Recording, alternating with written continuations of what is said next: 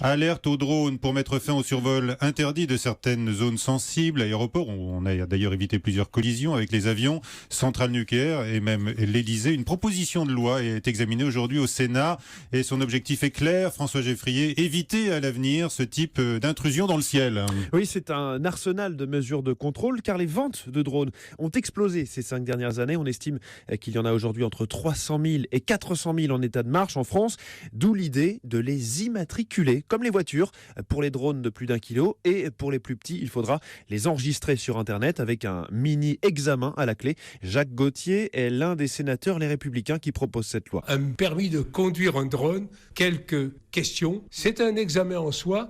Le pilote reconnaît qu'il a les éléments sur les interdictions de survol et autres, qu'il ne doit pas voler la nuit, qu'il doit éviter de voler en zone urbaine dense, etc., etc. Autre nouveauté, des diodes lumineuses et des émetteurs qui seront obligatoires sur les drones pour pouvoir les repérer et savoir qui les pilote. Des dispositions qui vont dans le bon sens, selon Stéphane Morelli, président de la Fédération professionnelle du drone civil. Un certain nombre de pratiques de ces utilisateurs de drones de loisirs posent problème.